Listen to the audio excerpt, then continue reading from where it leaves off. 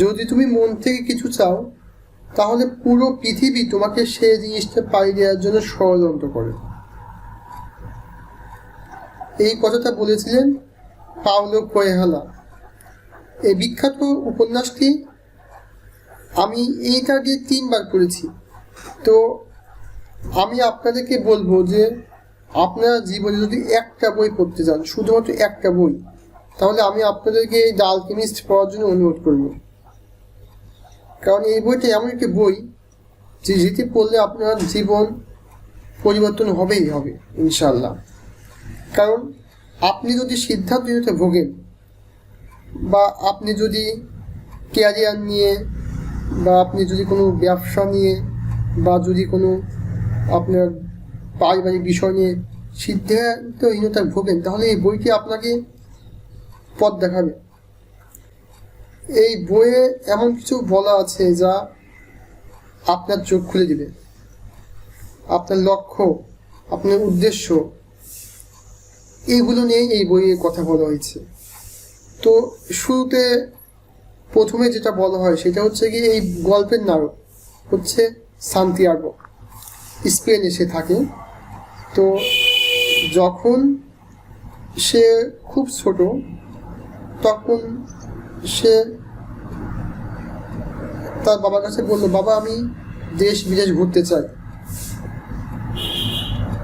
তার বাবা তাকে কিছু পয়সা দিল, বললো রাখাল হয়ে যাও, কিন্তু তুমি যখন ফিরে আসবে দেশ বিদেশ ঘুরে, তখন তুমি বুঝতে পারবে যে তোমার দেশটাই সবচেয়ে বেশি সুন্দর। বাবা এই কথা বললেন। তারপর শুরু হলো সান্তিয়াগোর রাখাল জীবন। তো সান্তিয়াগো এই মোষ চালাতো, মোষ পালতো এবং এগুলো নিয়ে জায়গায় জায়গায় ঘুরতো। আর এই মোষের বা ভেড়ার এগুলো পালক বেচেই, পশম বেচেই তার দিনকাল চলতো। তো সান্তিয়াগো প্রতি বছর একবার ভেড়ার পশম বেচতে যাইতো শহরে। তো সেখানে যার কাছে পশম বিক্রি করতো মহাজন, তার মেয়েকে সে পছন্দ করত, এবং এই জন্য তার মেয়েকে দেখার জন্য সে মূলত যেত ওইখানে পশম বিক্রি করতে, অনেক দূরে। সে 2 দিন ধরে ওখানে যেত। তো একবার সে যাচ্ছে ওখানে, যার মাঝখানে সে একটা স্বপ্ন দেখলো। এখানে আরেকটু কথা আছে যে যার সময় সে রাত হয়ে গেল, ও যে পশম বিক্রি করতে যাচ্ছে ভেড়ার, তো রাত হয়ে গেলে তখন সে ওই যে একটা ভাঙা গির্জায় সে বিশ্রাম করার জন্য শুয়ে পড়ল।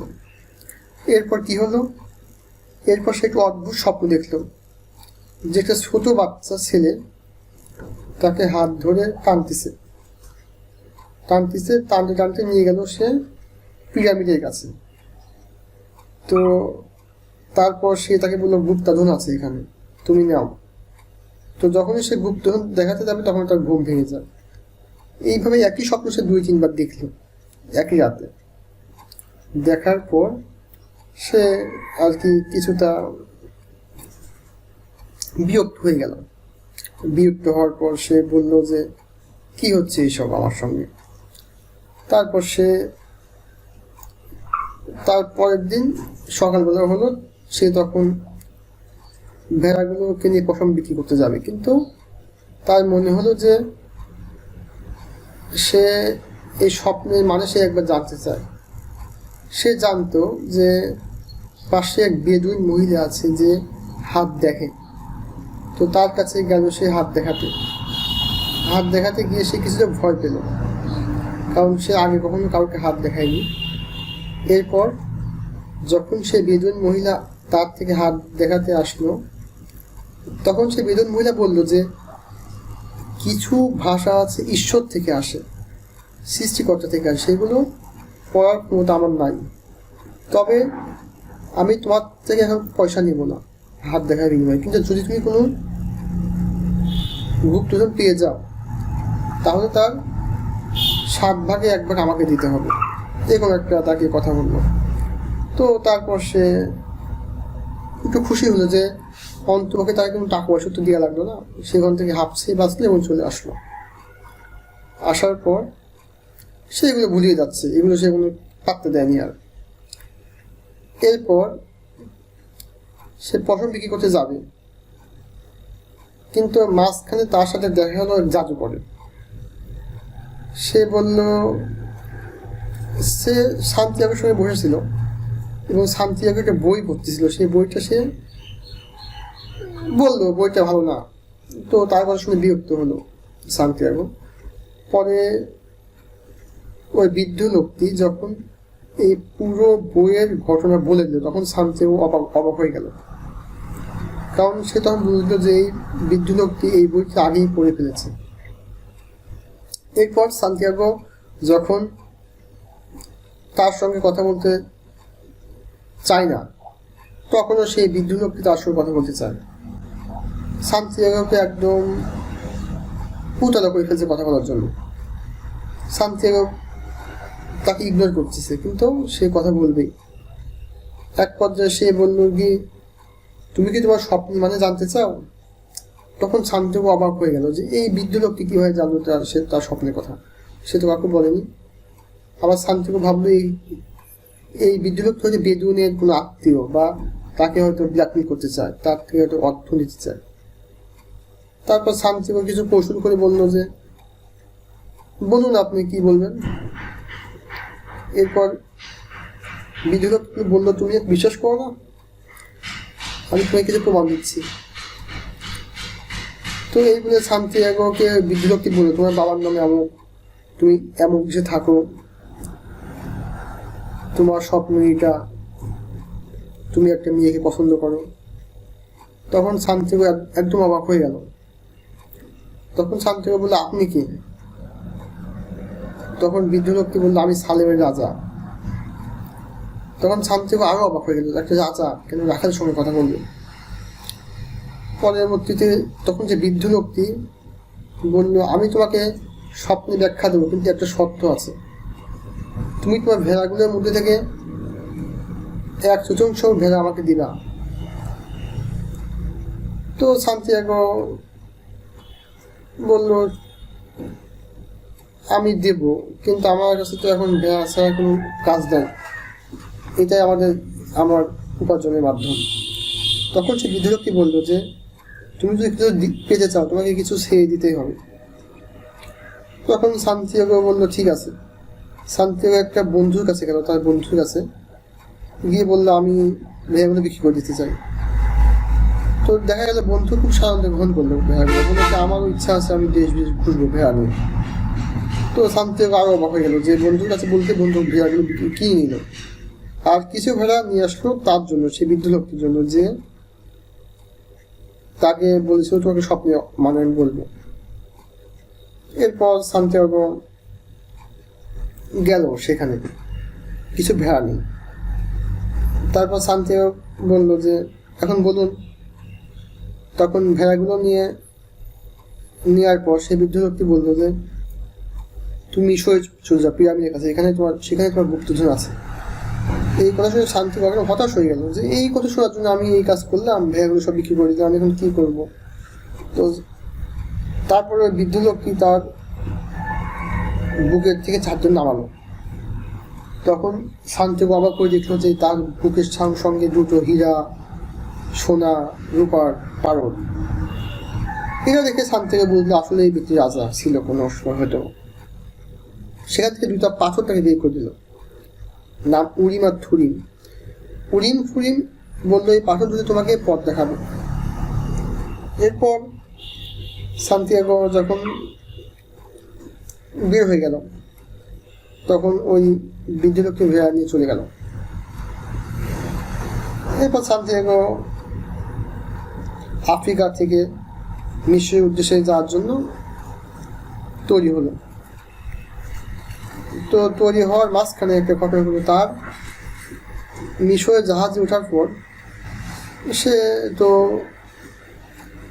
কিছু চেনে না আফ্রিকায় তখন টোটাল। তো ওই আফ্রিকার মধ্যে গিয়ে তার সব সম্বল চুরি হয়ে গেল। যাকে সে বিশ্বাস করতো সে তার থেকে সব কিছু নিয়ে চলে গেল।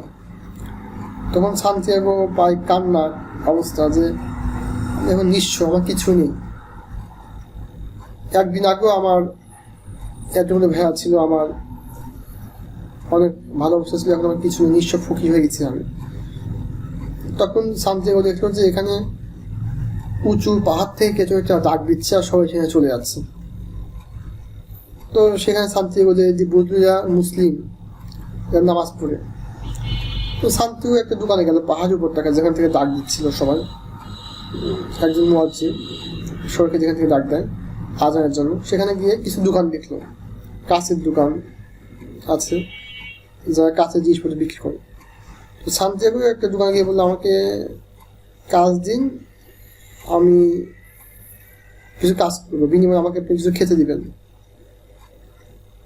তো তখন এক দোকানের মালিক বললো, আমি তোমাকে এমনি খেতে দেবো, কোনো পয়সা লাগবে না, কাজ করতে হবে না। শান্তিয়াগো তখন বললো, না আমার লাগবেই, আমি কাজ ছাড়া খাবো না।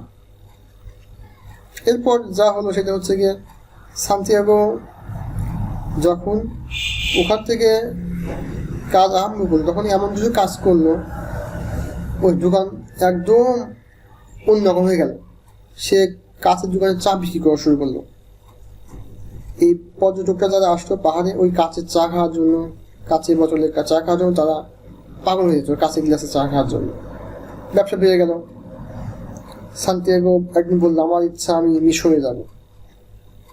দোকানে বলে, এটা তো অনেক লম্বা জার্নি, তুমি হচ্ছে গিয়ে দেখো কোনো কাফেলার সঙ্গে তুমি চলে যাও। তো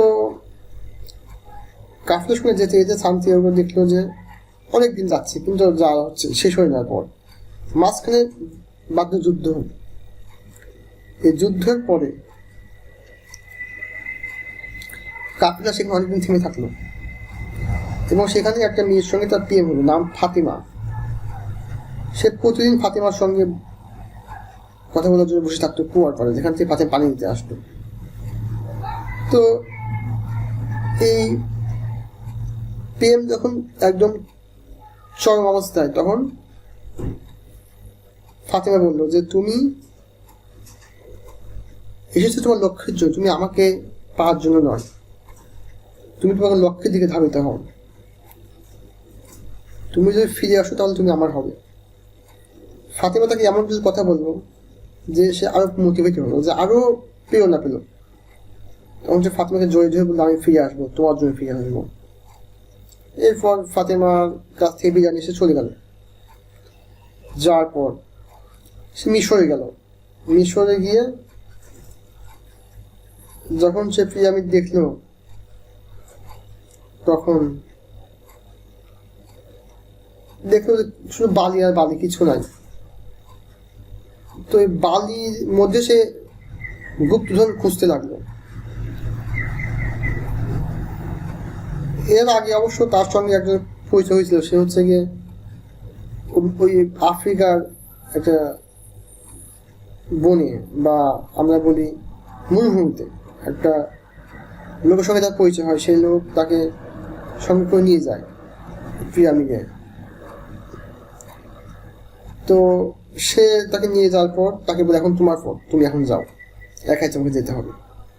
তো যাওয়ার পর তখন সে বালি খুঁজতে থাকে গুপ্তধন পাওয়ার জন্য, কিন্তু সে কোনো গুপ্তধন পায় না, খুঁজতেই থাকে। এরপর সে প্রায় ক্লান্ত হয়ে গেছে। তখন কিছু ডাকাত এসে বলে যে, কি খুঁজছো তুমি, কি করো তুমি? তখন তারা তাকে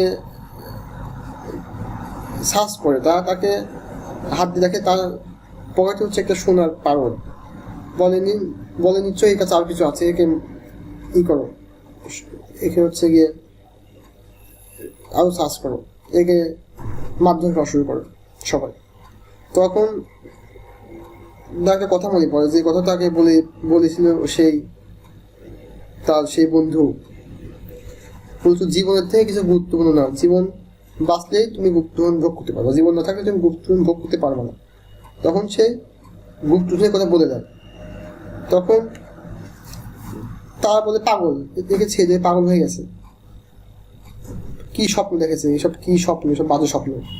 তখন সে ডাকাতগুলোর সর্দার যাওয়ার সময় একটা কথা বলে যায়, যে বলে যে আমিও এখানে শুয়ে শুয়ে বছর 2 আগে একটা স্বপ্ন দেখছিলাম যে আন্দুসিলে আছে এক পাহাড়, সেই পাহাড়ে আছে আন্দুসিলে আছে এক গ্রাম, সেই গ্রামে আছে এক ভাঙা গির্জা, ওই গির্জার নিচে আছে গুপ্তধন। এই কথা বলে তাই কি আমি এখন আন্দুসিলে যাবো, স্পেনে যাবো, এইগুলো পার হয়ে? তুমি তো পাগল হয়ে গেছে, তুমি পাগল। তখন সান্তিয়াগো হাসতে থাকে। তখন সান্তিয়াগো বুঝতে পারে যে গুপ্তধন ওই ভাঙা গির্জাতেই আছে। তখন সে পিরামিডের দিকে তাকিয়ে হিকি করে হেসে বলে যে তুমি জানতে যে আছে ওই গুপ্তধন ইসেতেই, ভাঙা গির্জা, তুমি আমাকে এখানে কেন নিয়ে আসলে?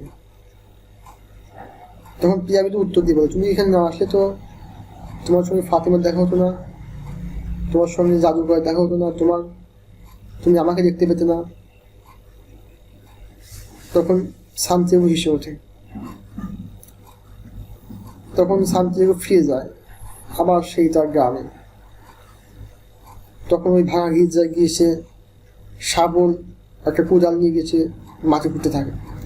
খুঁড়তে খুঁড়তে খুঁড়তে তার মনে হয় সে একদিন এমন একটা চাঁদনি রাতে সে আলকেমিস্টের সঙ্গে চা খেয়েছিল, মদ সব পান করেছিল, মদ খেয়েছিল। তারপর মনে পড়েছে আলকেমিস্টের সঙ্গে অনেক কথা, অনেক অনেক স্মৃতি ছিল তার ওই মরুভূমিতে, সেগুলো আর ফিরে আসবে না, দেখা হবে কখনো রাজার সঙ্গে। তখন সে পেয়ে যায় গুপ্তধন খুঁজতে খুঁজতে।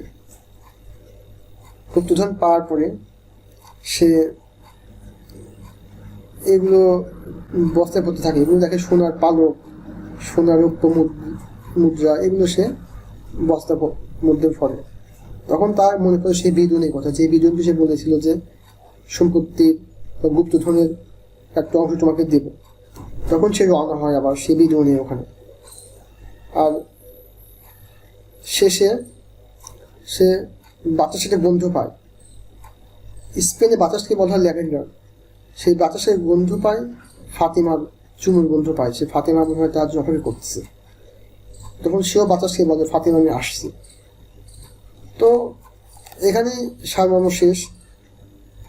তো এখন আমি বলবো শিক্ষা। এই আলকেমিস্ট উপন্যাস থেকে 5টা শিক্ষা আপনাদের বলবো, যে 5টা শিক্ষা আপনাদের জীবন 100% পরিবর্তন করে দিবে।